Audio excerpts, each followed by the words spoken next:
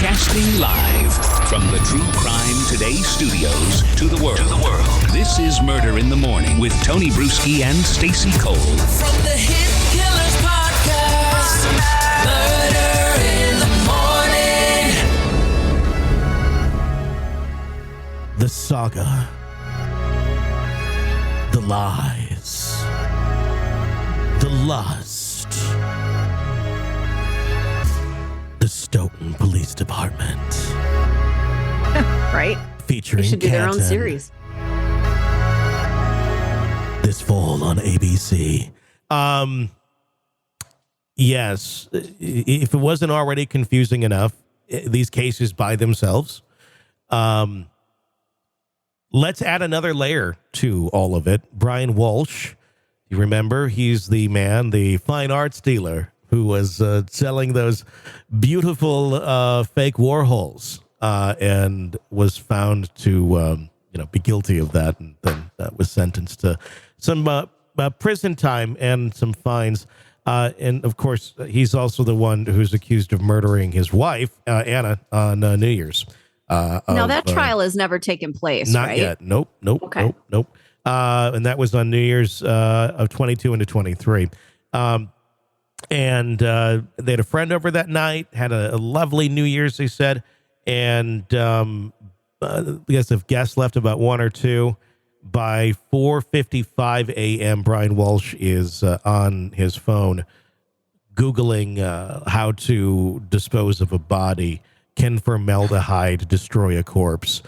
You do. How long to wait for inheritance? Literally, and just like the crazy. I mean, I guess not crazy if you just killed your wife, but crazy for anyone. So clearly, something happened. He's not been convicted on anything yet, and he's still facing trial. How does this all connect? State Trooper Michael Proctor is how all of this connects. Yeah. Wow. The man, I didn't have him on my bingo card that we'd be talking about him yet again, Mm-hmm. or still. Yeah. But there he is. He's in the center of the bingo card. He is your free space. He's a golden oldie. He really is. Now, Brian Walshe has pled not guilty. And now Walsh's attorneys are demanding access to documents from 2 other high-profile murder cases, citing potential bias from former Massachusetts State Trooper Michael Proctor, who led the investigation into both Walsh's and Karen Reed's and Sandra Birchmore's case as well. He's the one who said, "Nah, this ain't a murder. It's a suicide." Okay, nothing more to see Isn't there here. a song? Huh? Isn't there a song called This Ain't a Murder? I'm going to look that up. Okay. There is. There is. Okay. But that's how all of that ties together. Walshe, who's 48, was arrested in January of 23 and indicted on multiple charges, including murder, misleading a police investigation, and improper conveyance of a human body. He remains in custody without bail as his legal team works to challenge aspects of the investigation.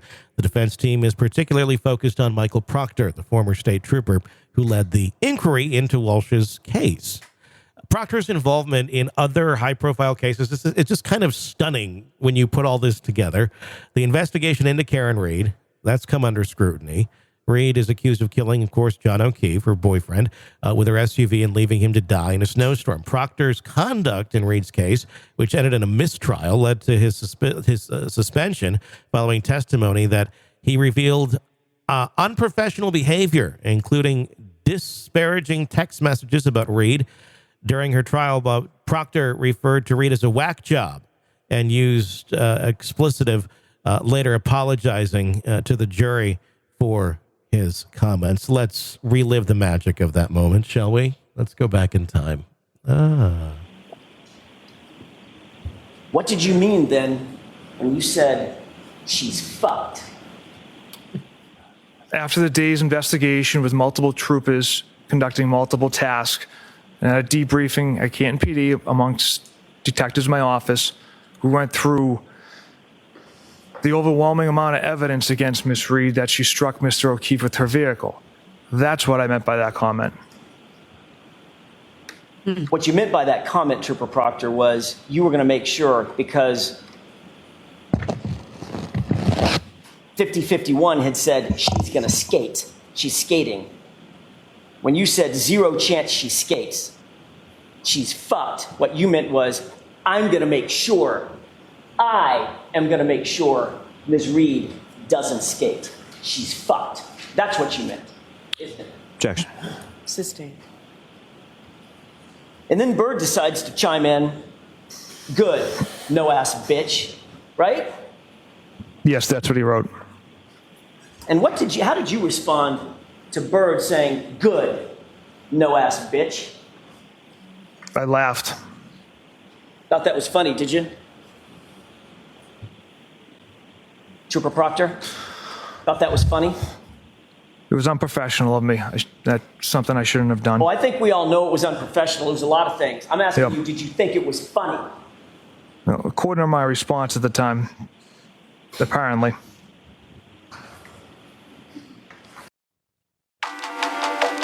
Oh, that was a trip down memory lane, wasn't it?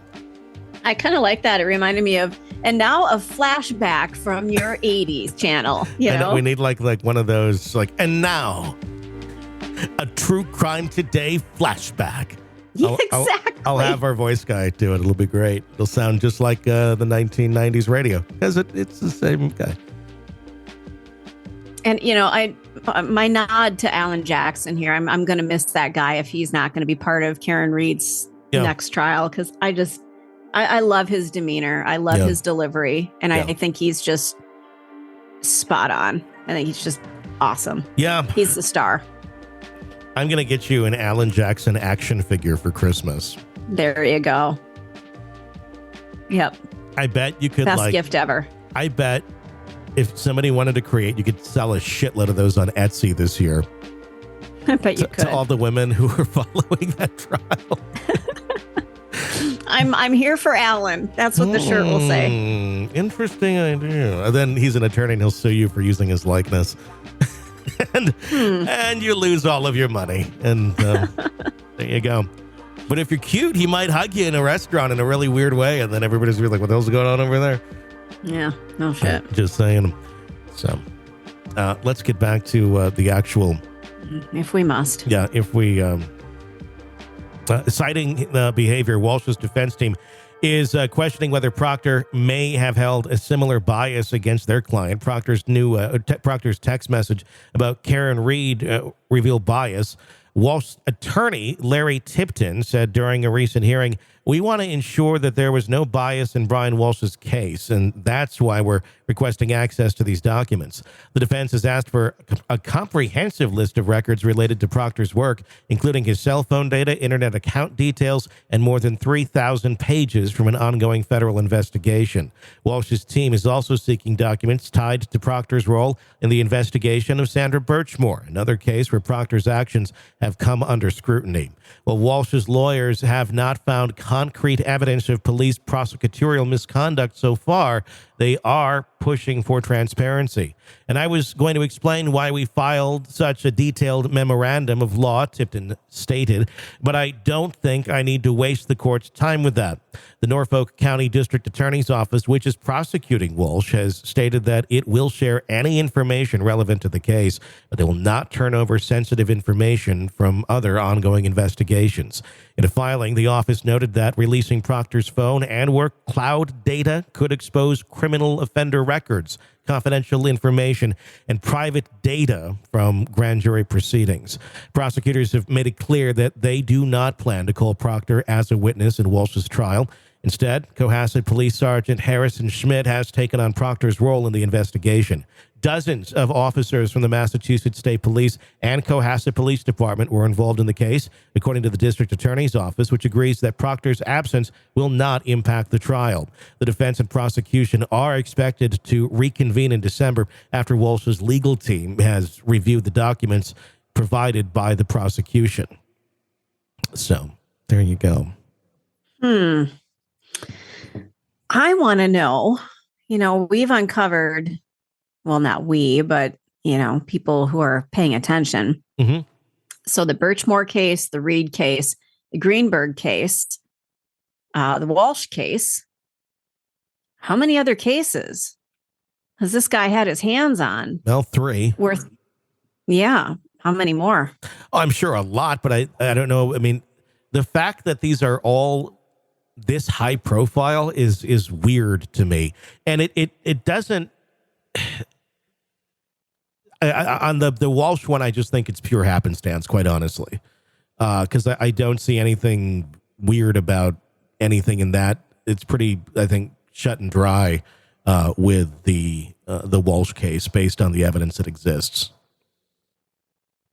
This is going to get really creepy soon, isn't it? But if you're going to try and pull any sort of defense, then when you really don't have a defense, which Brian Walshe did not have a defense, No. This is suddenly a golden key that he just got, that now suddenly there is an angle of defense here.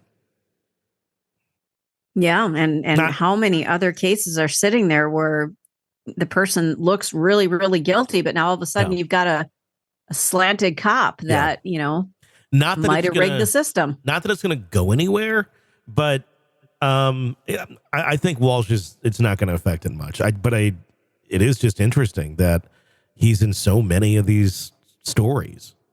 Mm-hmm. And who knew? I mean, we're talking a small community over there. Like, what the fuck's in the water? I mean, I know it's like a suburb of Boston and all that. And it was like, but still, it's a lot. A lot of big cases involving one person.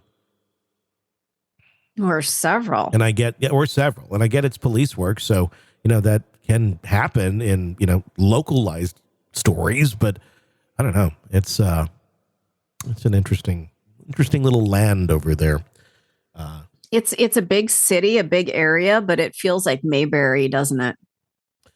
And for those of you who don't know what Mayberry is, you should look it up. I miss Mayberry. Mm-hmm. Did you see Rascal Flatts are coming back? No. Yep. Interesting. And Squirrel. As we are recording this, a friend of mine just sent me a message that Garth Brooks has been accused of sexual assault. So everything in my world just came crumbling down. I don't know how to handle this news. Oh, accused doesn't mean he's guilty, but I don't think I'm coming to work tomorrow. I don't know how to deal with life anymore. It's an accusation. We don't know more. We don't know enough yet.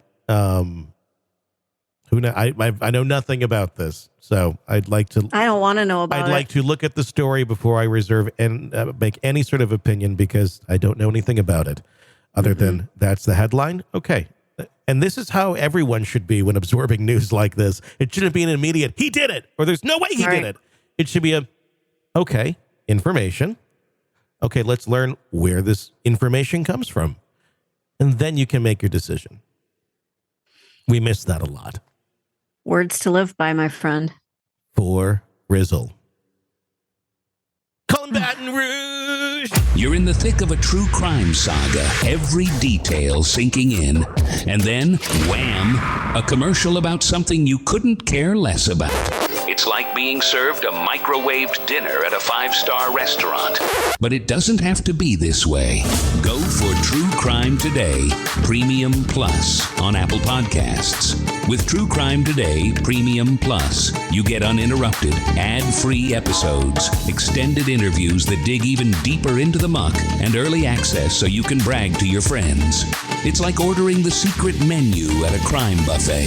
So, search for True Crime Today, Premium Plus on Apple Podcasts, subscribe, and savor every twisted detail without interruption.